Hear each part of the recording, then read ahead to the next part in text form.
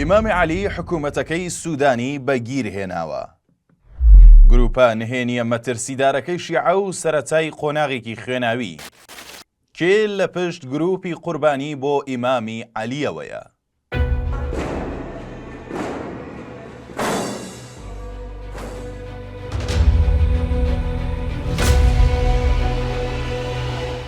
تیمە تایبەتەکانی دەستگای ئاسایشی نیشتیمانی عێراق و دەستگای مخابرات لە نێوپۆڕای شیوەنگێڕانی یادی حوسێندا 8 گەنجیان بەپەلە دەستگیر کرد و تورەکەیان کرد بە سەریاندا و بردیانن.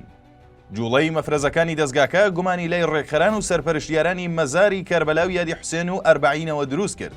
بەڵام دەستبەجێ بەرپرسی بەشی کەربەلا پێی گوتن ئەندامانی مەترسیدارترین گروپی توندڕۆمان دەستگیر کردووە و پرسەکە تایبەت و هەستیارە.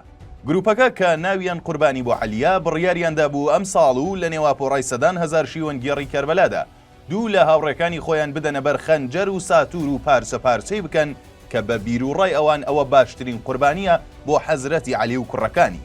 زانیاریەکانی دەستگامنیەکانی عێراق ئاماژە بەوە دەدەن کە ئەوانەی خۆیان دانابوو بکوژرێن بە خواستی خۆیان و لەسەر داوای خودی خۆیان بووە و گوتویانە خراپەمان لە دنیادا زۆر بووە و بەم خۆ بە قوربانیکردنا دەچینە بەهەشت، لەوێ دەچینە خزمەت حەزرەتی عەلی و حۆریەکان. شێوەی کوشتنەکەش بەو جۆرە پلانیان بۆ دانابوو کە سیناریۆیەکیان دروست کرد بوو لە ڕۆژی دووەمی ئەربعینیە لە بەردەم مەزاری کەربەلا و مزگەوتی گەورەی شیوەنگێڕان ئەوانەی دانرابوون بۆ قوربانی خۆیان بخەنە سەر شێوەی بکوژانی حوسێن و هاوار بکەن مەرگ بۆ حوسێن و عەلی و باوکی. دواتر چوار هاوڕێکەی تریان وەکو پاسەوان و پارێزەری شیعە و حوسێن بەخۆ و شمشیرەکانیان لەسەر ئەسپەکان دابەزن و دێن و ئەمانە پارچە پارچە دەکەن. ئەم دیمەنە خوێکردنە بە برینی ئایدۆلۆژیە شیعەگرایی و تازەکردنەوەی هەستی پەڕگیریە لای گروپە توندڕەوە ئایدۆلۆژیەکان و زیاتر تۆخکردنەوەی هەستی تۆڵە و شیعەگراییە. لە ساڵەکانی 2017 و 2019دا دوو جاریتر ئەندامانی ئەم گروپە نهێنیە دەستگیر کراون و پلانەکانیان پوچەڵ کراوەتەوە.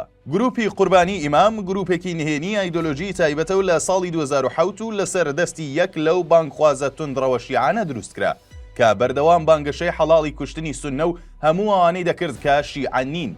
بیر و ئایدیای گروپەکە لەسەر ئینتیحار و خۆکوژی دامەزراوە، بەڵام بە جیاوازیەوەی ئەمان قەناعەتیان وایە خۆکوژیەکە خۆیان بن و خۆیان بەدەستی خۆیان یەکتری بکوژن وەکو ئاماژەیەک بۆ قوربانی و ڕازیکردنی حەزرەتی عەلی و کوڕەکانی. دەستگامنیەکانی عێراق ترسیان لە گەورەبوون و تەشەنەسەندنی ئەم گروپە هەیە و پێیان وایە ئەم ئاراستەیە بە خێرایی پرسی کوشتن و خوێنخۆری لە نێو شیعەکاندا زیاد دەکات. هەر بۆیە هەر کەس لەم گروپە دەستگیر کرابێت خراوەتە گرتوخانەیەکی تایبەت و ئازاد نەکراوە. پێشتر و لە ساڵی 1970دا گروپێکی هاوشێوە لە نێو شیعەکانی ئەهوازی ئێراندا دروست بوو کە پێیان وابوو خۆیان بکوژن و خۆیان بکەنە قوربانی بۆ حەزرەتی عەلی و خۆمەینی.